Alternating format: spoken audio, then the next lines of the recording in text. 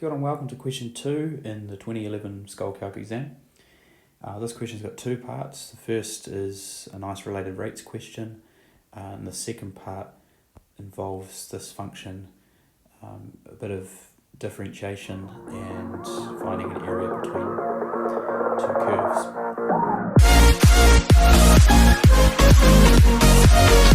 Okay, so first up, this related rates question had a snag to it, easily solving this problem wrong.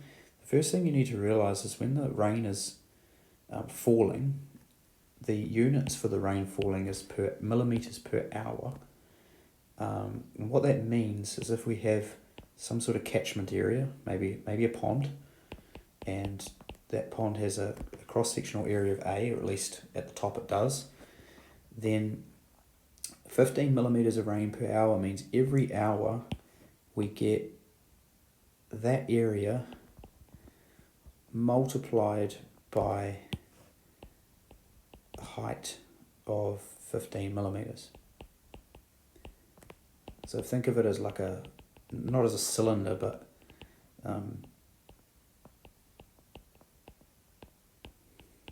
it's got a thickness of 15 millimetres. Now, of course, when it rains on the grass absorbs it, but when it rains in a pond, the water's going straight into the pond, assuming that it's not draining through the sides of it. So the units gave that away because we want to find the speed at which the depth of the water is rising, and we're told that the depth is x. The water in the pond, when the water is x metres from the top, we're also told that the pond is circular, 5 metres in radius. So the change in volume, dV dt, is the rate that the volume of the pond is changing, and that's coming from the rain, assuming that there's no loss of water, no spillage and no absorption. So that's equal to a volume over time.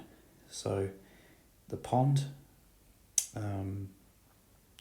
we're in metres for the pond, so if we take pi times radius squared, that's the area of the pond, and then we multiply it by the constant rate of rain, 15 millimetres per hour, or 0.015, because we need to be in metres, and that's millimetres. And the radius we know is 5. That there gives us how much water is coming in per hour. If I work that one out but leave the pi there, 0.375 times pi, or 3/8, 3 pi over 8. Okay, so that's the constant rate, the volume. Okay, like I said, the units, this is volume per hour, and we needed to take an area, the metres squared part, and times it by another dimension to get the metres cubed. Now we want to find dx dt, because that's going to relate to our depth. If x is decreasing, x being the distance from the top of the pond, if x is decreasing, that's how much the pond is rising. So that equals dv dt multiplied by dx dv. And we don't need to know where this volume equation came from. It turns out, off the top of my head, I think it's if the pond is hemispherical, then the volume of water at some point where x is the distance from the top, the volume of this bit here taken away from the whole hemisphere, is that formula. And you can test it out by trying different values of x to test that it's a hemisphere. Anyways, you don't need to know that, you just need to be able to differentiate it. We want dx dv, but the equation is v in terms of x. So we just find dv dx, because it's easier to do that than to rearrange it. We can't rearrange it without solving a cubic equation. Be careful when you diff that the first thing goes to 0. Negative 25 pi plus pi x squared Then we reciprocate that for dx dv. Dx dt equals 3 pi over 8 multiplied by 1 over negative 25 pi plus pi x squared. And I think when students did this problem, a lot of them forgot to take the area of the pond and times it by the rainfall, and they just went straight to the change in volume is equal to the rainfall. Now we need to sub in x equals 3. Question says when it's 3 meters from the top, so dx dt is 3 pi over 8. Actually the pi's cancel, I don't need to keep writing them out. Pi cancels with that pi and that pi. 3/8 multiplied by 1 over negative 25 plus 9.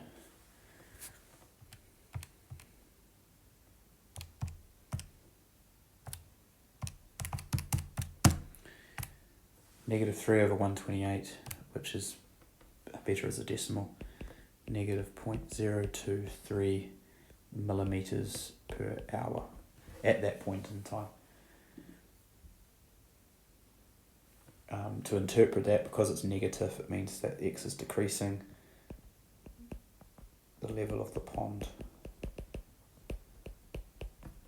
is rising, and 0.023 millimeters per hour.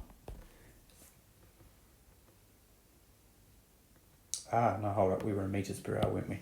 Especially when the rainfall's coming in at 15 millimeters per hour, that seems like it would have to be a really massively wide pond to be going that slow.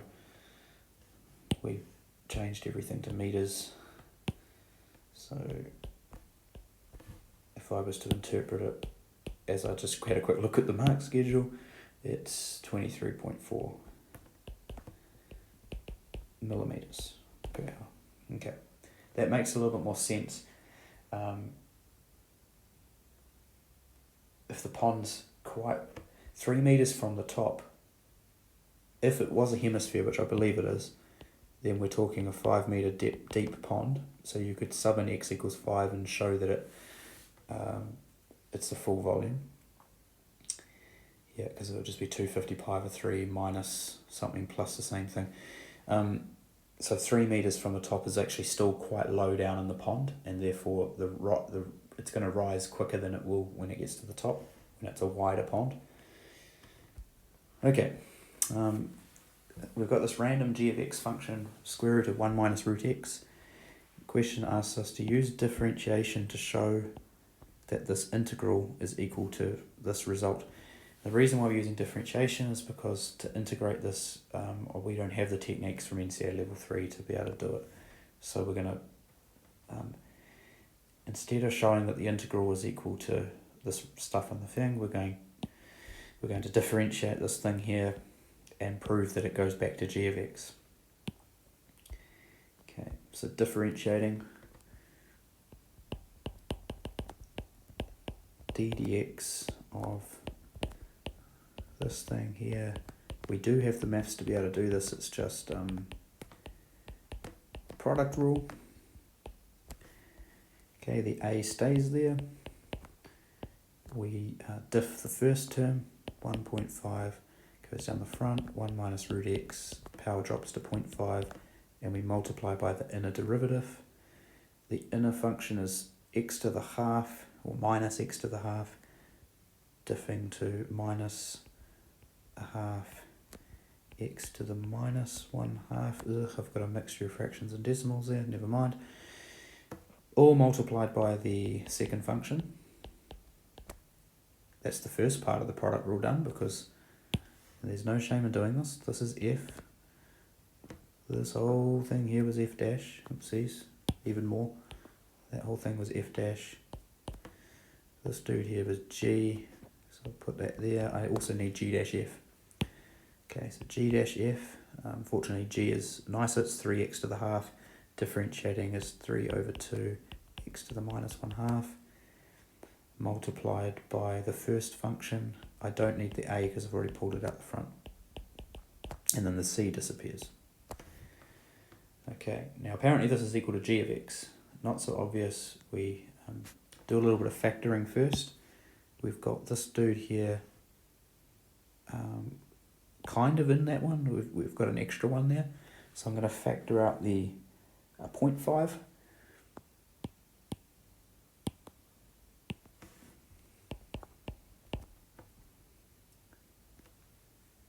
I'm also going to factor out a 1.5 because there's a 1.5 there and there's a 1.5 there.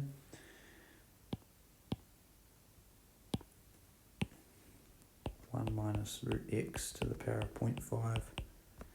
Okay, and then that first term, I'm also going to factor out a x to the minus 1/2. Okay, so that's going to pull out the front as x to the minus 0.5.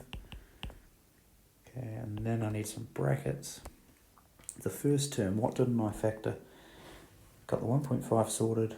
Got the 1 minus root x to the power of 0.5. I need another minus 1/2. That's it. No, I need a minus 1/2 and I need a 2 plus 3 root x. And I think I'm going to need some more room. The second term, I've got the 3 over 2, the 1.5. I've got the x to the minus 1/2 and I've got 1 minus root x to the half. I need another 1 minus root x to the power of 1. Okay, now what happens here? We've got a times 1.5 times square root 1 minus root x times x to the minus 0.5. This bracket here, this is the key of this whole problem. The bracket actually simplifies because we've got like terms. So we've got minus 1/2 times 2, minus 1 plus 1. They disappear. And then we've got minus 3 over 2 root x minus another root x, which is minus 5 over 2 root x. And then that cancels with that, because that's 1 over square root x on the outside. So we end up with a multiplied by 1.5, which is 3 over 2, times minus 5 over 2, so we're going to go minus 15 over 4 times root 1 minus root x. Now apparently this is equal to g of x. And g of x was equal to square root 1 minus root x. That there is square root 1 minus root x. So this equals to g of x only if a times minus 15 over 4 equals 1. Therefore, a must equal minus 4/15. So there we go. We got it. The thing is, they gave us this integral with a constant in the front, so we've actually just worked out that constant to make it work. Okay, then the last part. Figure 1 shows the curve y equals g of x rotated 180 degrees around the point 1/2, 1/2 as a dotted line. So 1/2, 1/2 is in here. And when we rotate it around 180 degrees, it turns out that it's the same curve. And that's the really trippy thing about it. When you rotate that 180 degrees around that point, because of the symmetry, it's the same curve rotated around.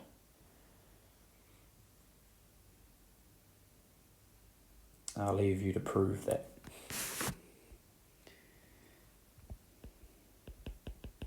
If we want to find the area enclosed between the two curves, what we do is find the area below the g of x curve. The g of x curve is the solid line, so if we want to find the area below it,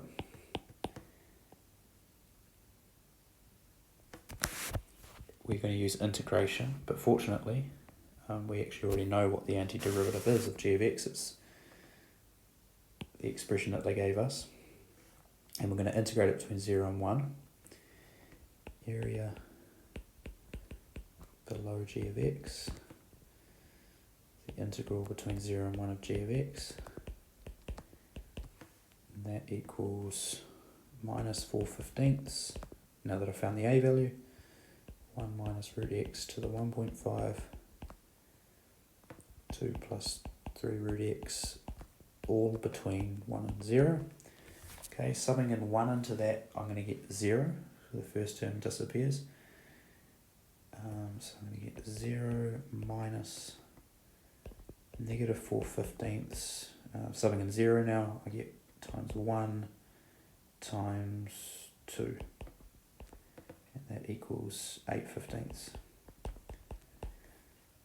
Okay, now what does that mean? In terms of this picture, if I was to do the same but upside down, I'm doing blue and yellow for Mag's Pride here, / Bay of Plenty, where I'm from, my hometown's Tauranga, and I go over the bay, I will find all this area. So if I add those two things together, I've actually double counted the stuff in the middle. Based on the symmetry